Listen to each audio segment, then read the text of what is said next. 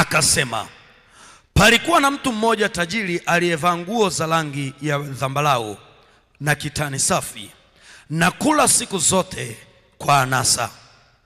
Na maskini mmoja jina lake Lazaro huwekwa mlangoni pake, ana vidonda vingi, naye alikuwa akitamani kushibishwa kwa makombo yaliyoanguka katika meza ya yule tajiri, hata mbwa wakaja wakamlamba vidonda vyake. Ikawa yule maskini alikufa, akachukuliwa mpaka kifuani kwa Ibrahim, na yule tajiri naye akafa, akazikwa. Basi kule kuzimu aliyainua macho yake alipokuwa katika mateso. Sema mateso. Mateso. Alipokuwa katika mateso, akamwona Ibrahim kwa mbali na Lazaro kifuani mwake. Akalia akasema, baba Ibrahim, unihurumie, umtume Lazaro achovye ncha ya kidole chake majini, au burudishe ulimi wangu, kwa sababu ninateswa katika moto huu. Bwana Yesu asifiwe sana. Ninajua unaifahamu hii habari vizuri sana. Ni habari ambayo inamzungumzia mtu mmoja tajiri na Lazaro. Biblia inasema Lazaro alikufa na huyu tajiri naye akafa. Lazaro akaenda akakaa na Ibrahim, lakini huyu tajiri Biblia inasema ya kwamba akaenda wapi? Kuzimu. Sasa baada ya kwenda kuzimu, akaanza kupitia mateso, akaanza kupitia uchungu. Bwana Yesu asifiwe sana. Ameenda kuzimu, amekutana na mateso. Ameenda kuzimu, amekutana na uchungu. Ameenda kuzimu, Biblia inasema akalia. Ameenda kuzimu, amejikuta analia. Bwana asifiwe sana. Nachotaka ukielewe nini kwenye hii habari? Nachotaka ukione ni namna ambavyo huyu tajiri ameenda kuzimu. Biblia inatuambia kumbe kuzimu sio mahali pa starehe. Kumbe kuzimu ni mahali pa vilio. Kumbe kuzimu ni mahali pa mateso. Kumbe kuzimu ni mahali pa mahangaiko. Ndio maana huyu tajiri alienda kule akajikuta anateseka. Alienda kule akajikuta analia. Alienda kule akajikuta anahangaika. Kwa nini? Yupo kuzimu. Bwana asifiwe. Kumbe malango ya kuzimu, kumbe ufalme wa giza ukifanikiwa kufungua malango yake, ukafanikiwa kutimiza ajenda zake, kama ambavyo huyu tajiri aliishi kwa uchungu, kama ambavyo alipitia mahangaiko, kama ambavyo alipitia mateso, uwe na uhakika ya kwamba hata leo hii kitokea malango yamemfungukia mtu, lazima huyu mtu atapitia mateso, lazima huyu mtu atapitia mahangaiko, lazima huyu mtu atapitia uchungu. Kwa nini? Malango yamemfungukia. Kuzimu imesimama mbele yake. Bwana Yesu asifiwe sana. Fungua ile Injili ya Luka pia sura ya 13. Injili ya Luka sura ya 13. Nitakusomea tu ule mstari wa 16, lakini ukiandika kuanzia mstari wa 10 hadi wa 16 itapendeza. Biblia inasema hivi kwenye ule mstari wa 16: na huyu mwanamke aliye uzao wa Ibrahim, ambaye shetani amemfunga miaka 18 hii, haikupasa afunguliwe kifungo hiki siku ya Sabato? Hii ni habari ya mama mmoja ambaye amehangaika muda wa miaka 18 akiwa na ugonjwa. Uwe na uhakika katika miaka yote 18 alikuwa akihangaika, alikuwa akiteseka. Bwana Yesu asifiwe sana. Hasa Biblia inatuambia kwamba hapa ni Yesu anawajibu baada ya kusema inakuwaje umeponya mgonjwa siku ya Sabato. Ndio anawaambia, kwani haikupaswa huyu mwanamke afunguliwe ambaye shetani amemfunga miaka 18? Kwa hiyo inatupa kuelewa ya kwamba kumbe huyu mwanamke alikuwa amefungwa na shetani miaka 18. Alikuwa amefungwa na ufalme wa giza miaka 18. Kwa hiyo alipitia mahangaiko makubwa sana, alipitia mateso makubwa sana. Fikiria miaka 18 amekaa na ugonjwa. Fikiria miaka 18 amekaa na tatizo. Bwana Yesu asifiwe sana. Alihangaika sana, alihangaika sana, alihangaika sana. Sio kitu chepesi. Shetani alimfunga, ufalme wa giza ulimfunga miaka 18. Aliteseka sana. Wapo watu ambao shetani amewafunga, wanateseka sana, wanahangaika sana. Bwana Yesu asifiwe sana.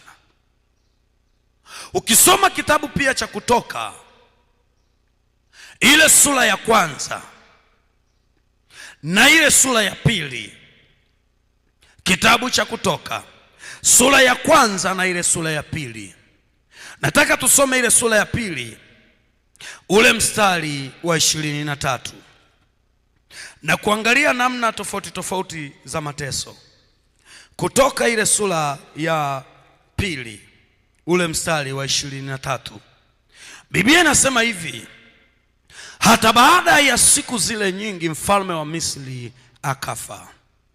Wana wa Israeli wakaugua kwa sababu ya ule utumwa, wakalia, kilio chao kikafika juu kwa Mungu kwa sababu ya ule utumwa. Mungu akasikia kuugua kwao. Bwana Yesu asifiwe sana. Ninaendelea kukuonesha mistari tofauti tofauti ambayo inaonesha juu ya mateso, juu ya uchungu, juu ya mahangaiko. Biblia inatuambia kwamba baada ya mfalme wa Misri kufa, wana wa Israeli wakapitia uchungu, wakalia, wakaugua. Ukianza kusoma kuanzia ile sura ya 1, utaona baada ya Farao asiyemjua Yusufu kupata nafasi, maisha ya wana wa Israeli yakabadilika. Nilikuwa leo najiuliza sana wakati nasoma hii habari. Mungu alisema hawa watu watakao utumwani miaka 400. Walivyoenda utumwani, wakati yupo Yusufu na Farao aliyekuwepo, hawa watu hawakuteseka. Farao aliyekuwepo aliwapenda sana wana wa Israeli. Bwana asifiwe sana. Aliwapenda. Ukisoma Mwanzo 46 utaona aliwapenda, mpaka akawa anaagiza wapewe vitu. Aliwapenda. Sasa Farao ni cheo. Bwana Yesu asifiwe sana. Lazima uelewe kikitu. Ndio maana Biblia inatuambia Farao asiyemjua nani? Yusufu. Kwa hiyo alikuwepo Farao anayemjua nani? Yusufu. Hatuambiwi majina yao, ila tunaambiwa nafasi zao.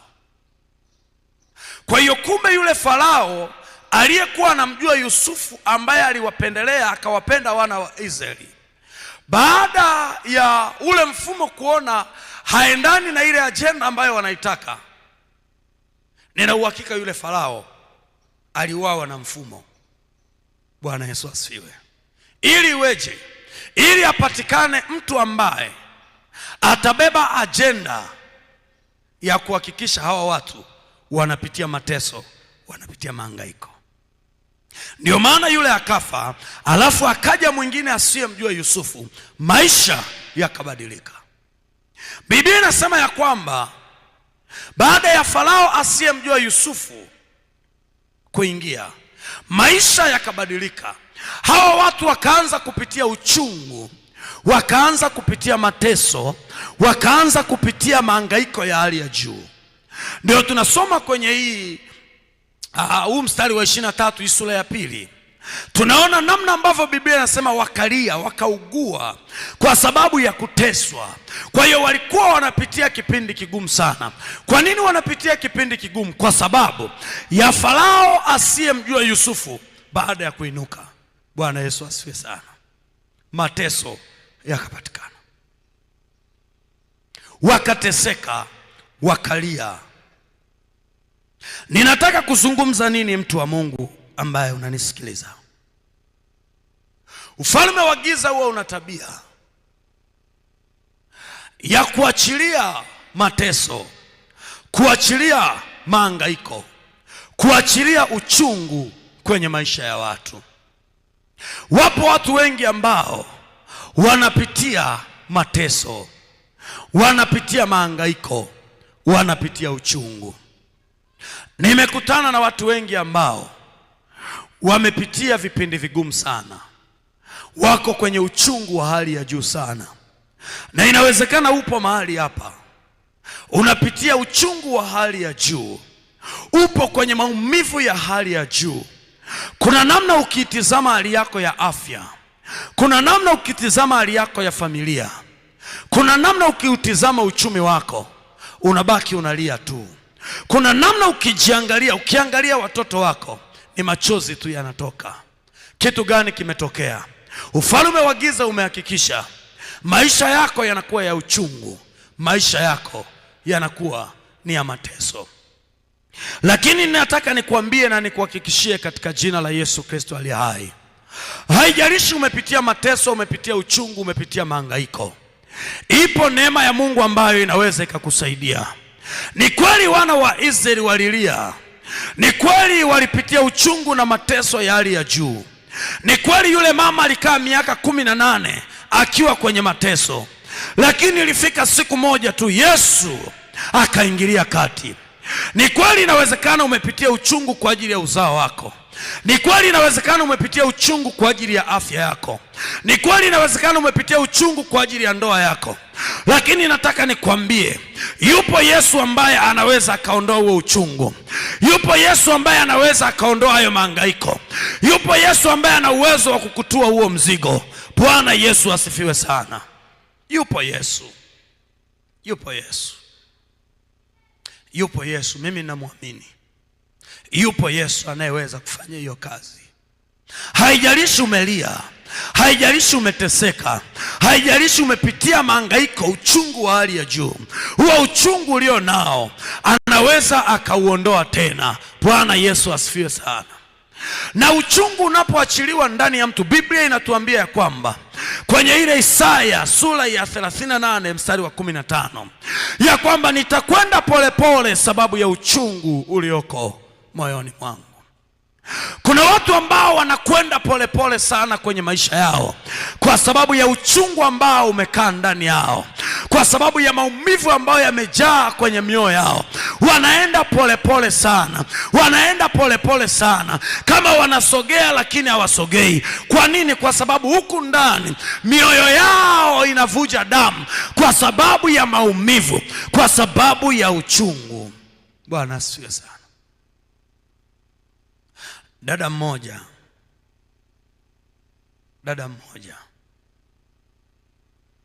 amekataa kuonana na mimi kabisa.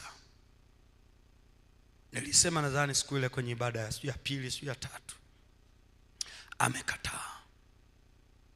Lakini huyu dada nilichomwomba Mungu tu amsaidie. Yupo kwenye uchungu wa hali ya juu, ameshakata tamaa, ameshafika mwisho. Kwa nini? Ndani yake kuna uchungu wa hali ya juu umekaa huko ndani, kuna maumivu ya hali ya juu yamekaa huko ndani.